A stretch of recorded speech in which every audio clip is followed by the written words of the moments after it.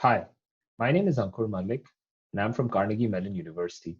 Today I'll be talking about our work on rateless codes for near-perfect load balancing in distributed matrix vector multiplication. This is joint work with my colleagues Malhar, Utsav, and Ganesh, and my advisor, Professor Gauri Joshi. This work is motivated by the ubiquity of matrices in the big data era. Specifically, many huge data sets today are typically stored and processed in matrix form. For example, huge graphs like the World Wide Web graph are stored in the form of their adjacency matrices, which are basically matrices with ones in the position where there is an edge between two nodes and zeros everywhere else. A very common operation on most of these datasets is matrix vector multiplication. For example, the PageRank algorithm, which is a popular algorithm on graphs, involves iteratively multiplying this adjacency matrix A with the rank vector X until the rank converges to a stable value. Large matrix vector multiplications of this kind need to be performed in a distributed fashion because these matrices are very large and therefore need to be stored in a distributed fashion. For example, a large matrix A is often split up into submatrices and distributed among different nodes as shown here. The reason for this is that many of these matrices take up more than billions of gigabytes of memory, as for example, in 2015, the web graph was more than 10 billion gigabytes, and thus, of course, cannot be stored on a single node. Since the storage is distributed, the computation b equal to ax also needs to be performed in a distributed fashion.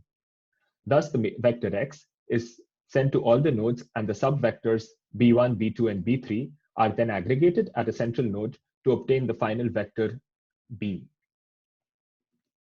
The problem in such distributed computations is that some nodes may be slower than others, thus slowing down the overall computation.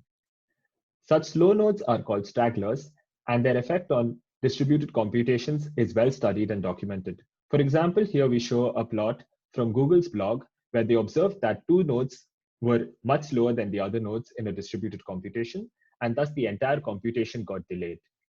The causes for straggling are varied and can involve things like power failure in data centers or queuing of background tasks at nodes or variability in hardware across different nodes. In this work, we focus on the effect of straggling on distributed matrix vector multiplication and propose the use of erasure codes to mitigate this issue. Recall that one of the motivations of distributing the matrix vector multiplication was to obtain speed up due to parallelization. Thus, if the computation is split across three different nodes as shown here, we can expect that the resultant parallelization will lead to faster computation than if it was on a single node. However, the problem is that due to straggling, we end up waiting for a very long time for slow nodes and often observe that the latency actually increases as we increase the number of nodes instead of decreasing. This is something we will show mathematically later on in this talk, but for now, we content with the observation that the straggling can lead to severe slowdown. The ideal solution to this issue would be if we could somehow distribute the data in proportion to the node speeds, in which case slow nodes would perform less work and fast nodes would perform more work as shown here. This would lead to the decay in latency with increase in number of nodes the way we wanted. That is, it would lead to speed up due to parallelization, and we would be happy. However, the problem is that this kind of distribution of data or movement of data from slow nodes to fast nodes is very expensive and time consuming and may also not be feasible due to privacy concerns, etc. Therefore, we propose an alternate solution which involves using erasure codes, specifically Luby transform or LT codes, to obtain the same kind of speed up as in the ideal case. Specifically, we add coded rows, which are linear combinations of the original matrix rows, to the submatrices at each node. In this case, fast nodes can perform some coded computations in addition to the uncoded computation. And at the end, we can apply the decoding algorithm corresponding to the code to recover the matrix vector product b equal to ax. As seen here, this can lead to the same kind of speed up as in the ideal case. Now, we will get into the details of this work, this idea later on in the talk, but for now, suffice to note that the LT codes can asymptotically match the performance of the ideal codes. To see if this is indeed the case in the real world, we performed an experiment where we did a large distributed matrix vector multiplication across 70 AWS EC2 instances in parallel. Recall that the ideal scheme where each node has data in proportion to its speeds is going to be the fastest, and therefore we use the time for that scheme, the ideal, as a lower bound on the latency of different schemes. In the graphs, we see that we plot the average latency of each worker uh, and see that in the uncoded case, there is a huge variability in the latency of different workers due to straggling. This is why the time in the uncoded case tunc is much larger than that of the ideal case. Using LT codes, as mentioned previously, we can get a much lower latency as shown in this plot. And we can also see that there is a huge reduction in the variability across the different worker nodes. In other words, LT coded computation can lead to improved load balancing. I will now describe the main idea of our work, which is this observation that LT codes are nearly ideal. The setup we consider is a matrix vector multiplication with M matrix rows distributed across P worker nodes. The original or the uncoded approach involved distributing the computation equally across all the workers so that there were M by P tasks at each worker. In this case, we need to wait for all the workers to complete the entire computation assigned to them, and thus we are bottlenecked by the slow workers. The ideal solution can be represented as a central queue containing M row vector product tasks, which checks for idle workers. As soon as a worker is idle, it assigns the next task to it. And in this way, we just need to wait for M tasks in total without being bottlenecked by the slow workers. However, as mentioned earlier, in practice, moving workers from fast to slow workers in this fashion is challenging and time consuming. Therefore, we propose our LT coded approach where we add redundant computations to the workers. The redundancy is controlled by this factor alpha, which is greater than 1, and there are alpha M total row vector product tasks distributed across all the workers. In this case, we only need to wait for slightly more than M tasks in total before the computation can be decoded and recovered. We observe that in this case, we are not bottlenecked by slow workers because we need to wait for a little more than M tasks across all the workers and do not need any worker to complete all the tasks assigned to it. We observe that as M tends to infinity, the expected latency of the LT coded scheme, TLT, converges to that of the ideal scheme, TIdeal, and we have a theoretical result showing this in our paper. Also note that the overhead epsilon of extra computations tends to 0 as M tends to infinity, as this is a property of LT codes. Thus, we can say that asymptotically, LT codes are nearly ideal. But how did we get here, or how did we come up with this approach? To understand this, I will first introduce our model, which we use to analyze the effect of stragglers on the different schemes for distributed matrix vector multiplication. And then we will see how this analysis helped us to come up with the LT coded scheme, which outperforms all the other schemes.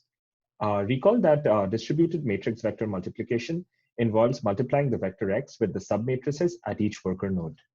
The straggling at each node is modeled by an initial delay, which I will assume to be exponential for the purposes of this talk. However, in the paper, we have results for non-exponential delay distributions as well. So each node has an initial delay, after which the node starts performing computations and takes a constant time tau per computation. The computations are represented by these yellow blocks in this figure, and C computations are needed to successfully recover the final matrix vector product, where C is summation of BI. The quantity that we are interested in minimizing is the latency, T, which is the time needed to complete these C computations. A key point to note here is that while this delay model helped us obtain insights about the behavior of different schemes, our experiments were performed on AWS, where the nodes do not necessarily follow this delay model. However, we observed that the LT-coded scheme continued to outperform all other schemes, even on AWS, thus showing that the efficacy of the scheme is not limited to this delay model alone. Now, in this delay model, slowdown in the naive or uncoded case occurs because some nodes are slower than the others, and we end up waiting a long time for them. Now that we have a delay model, we can observe the tail latency of the uncoded scheme and find that it is quite heavy. And we can also compute the expected latency of the uncoded scheme as shown here. And we can see that in this expected latency expression, there is a log factor of log p, where p is the number of nodes. And this is what leads to an increase in the latency with an increase in the number of nodes, as we had mentioned earlier. Recall that the ideal solution involved moving data so that each node had data in proportion to its speed. In this case, each node finished at roughly the same time, and this can lead to a much lighter tail as shown here, and also a much lower expected latency without the log term of the uncoded case. However, as I mentioned earlier, establishing such data movement protocols may be challenging. We now examine a couple of prior approaches that were used to address this issue. The first approach was that of task replication, where each submatrix was copied at multiple nodes. In this case, what happens is we can discard the slow nodes corresponding to a particular submatrix and keep the computations of only the fast nodes. Here, the tail of the replication scheme, as we can see, is lighter than that of the uncoded scheme, but is still much heavier than that of the ideal scheme.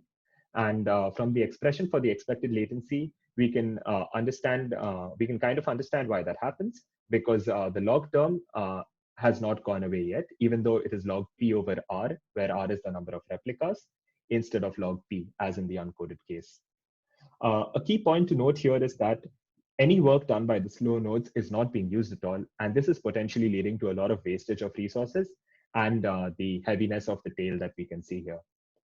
Another solution which was proposed more recently was to use maximum distance separable or MDS codes. These codes basically exploit the linearity of the matrix vector product by computing the product A1 plus A2x at the third node. In this case, what happens is that if the second node is slow, we can recover the product A2x from the computations of the first and third nodes, and thus we do not need to wait for the second node. This can, of course, be generalized to P worker nodes and the K fastest nodes out of the P nodes. We see here that the tail of this MDS coded scheme is lighter than that of the replication and uncoded schemes, but still does not match that of the ideal scheme. And once again, in the expression for the expected latency, we still see a log factor, which is potentially what is contributing to the heaviness of the tail. The key point to note is that even in this case, no work done by the slow node is being utilized at all, and thus we are potentially wasting a lot of resources. This was the state of affairs when we started investigating this problem, and we were very interested in figuring out how to add redundancy in the right way in this setting. Observe that most of these schemes involve encoding a matrix A and then distributing the encoded matrix among the workers. This encoding is what is adding the redundancy, and ideally what should happen is that the amount of computations should be proportional to the node speeds, and we should perform very few extra computations before the computations can be decoded successfully. Or specifically the overhead, the difference between m prime, that is the number of computations completed, and m, that is the number of computations that were needed, should be very small. We found out that this can be readily done by using fountain codes, which are a class of erasure codes that were proposed to mitigate the loss of data in wireless communication. In the next few slides, we will examine the encoding and decoding algorithms of the fountain codes and see how exactly they can satisfy all the conditions that we have outlined over here. The encoding of LT codes involves taking random linear combinations of the source symbols, which in our case are the rows of the matrix A. Specifically, we draw a degree D from a degree distribution row. As shown here, the degree is 2 in this case. And so then we choose D distinct source symbols uniformly at random. So we have chosen 2 source symbols A1 and A2. And we then add them up to get the encoded symbol A1 plus A2. This is repeated as many times as necessary to get several encoded symbols. Thus, in this case, the second encoded symbol has degree 1 and is chosen to be A1. The third encoded symbol has degree 2 and is chosen to be A2 plus A3. And the fourth symbol is A1 plus A3. This can be repeated to generate a potentially limitless stream of encoded symbols, which can then be used for our purpose. Our purpose is to compute the matrix vector product, and thus the encoded symbols are then multiplied with the vector x at each worker to obtain the corresponding encoded row vector products.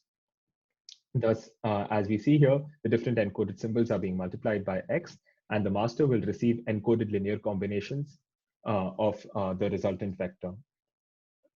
Uh, Over here, we see the graph of the symbols received by the master. Specifically, these symbols are of the form B1 plus B2, B1, B2 plus B3, and so on, where BI is AI times X. And now the master needs to recover the original, the elements of B equal to AX from these encoded symbols. To do this, the first step is to identify a symbol with degree 1, which is then mapped back to the corresponding source symbol as shown here, uh, since it had only degree 1 and thus was a copy of that source symbol.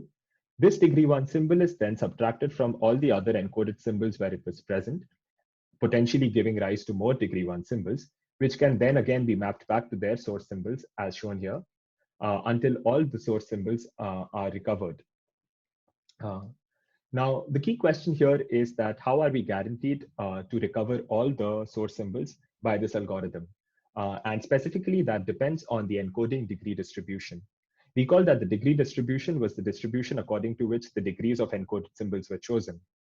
It was shown in Luby's original work on LT codes that if we choose rho of D to be the robust soliton distribution, which is shown here in this figure, then we can recover the original symbols as soon as slightly more than M computations are completed.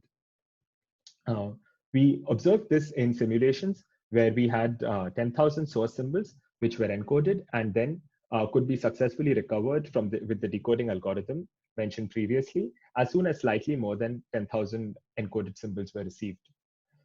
Another attractive property of these codes is that the decoding is extremely fast and has complexity order M log n. Thus, now that we understand how LT codes can be used to encode and decode the computations, we can see how LT codes can help to speed up matrix vector multiplication. The encoded matrices, submatrices A1, A2, A1, E, A2, E, and A3, E are basically contain coded rows coded using the LT code. We only need to wait for slightly more than M computations across all the workers. And thus we can see that fast nodes will perform more work and slow nodes will perform less work in this case, as shown here by the shaded blue parts of each submatrix. More importantly, partial work of all the nodes is being efficiently utilized since we are just waiting for a total of M plus, total of slightly more than M computations across all the workers. We can see that the expected latency of the LT codes is very similar to that of the ideal scheme without the log factor that was causing problems in the other cases.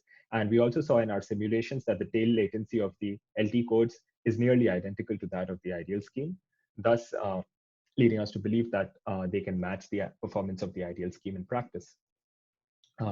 We saw the improvements of the obtained by LT codes even on experiments, where we were multiplying a large matrix across 70 EC2 instances. And we saw that LT codes were the fastest and much faster than the uncoded replication and MDS strategies. And we also saw that they performed very few extra computations. Specifically, they achieved a 3x speed up over the uncoded scheme and performed the least extra computations among all the coded approaches. To conclude, I'd like to summarize the key takeaways from this work. Specifically, we started out with studying this problem of distributed matrix vector multiplication, where in the uncoded case, we had to wait for all the computations from all the workers. We saw that an ideal scheme would involve assigning tasks to the next idle worker and would achieve the least computation latency, but it would not be realizable in practice due to the huge communication overhead. We also saw two prior works, replication and MDS coded approaches, which were not utilizing the partial work performed by the slow nodes and were thus suffering from higher than ideal latency. And finally, we proposed an approach using LT codes, which achieves near ideal performance by waiting for slightly more than M tasks from across all the workers, and thus efficiently utilizes the partial work of all the nodes. In practice, we saw it achieve a 3x speed up over the uncoded scheme in a large distributed computation on AWS EC2. And finally, we note that this approach can be used for any linear computation in machine learning, in PageRank, etc. And in the future, we would like to examine if this approach can be extended to using to speeding up nonlinear computations as well. That's all from me.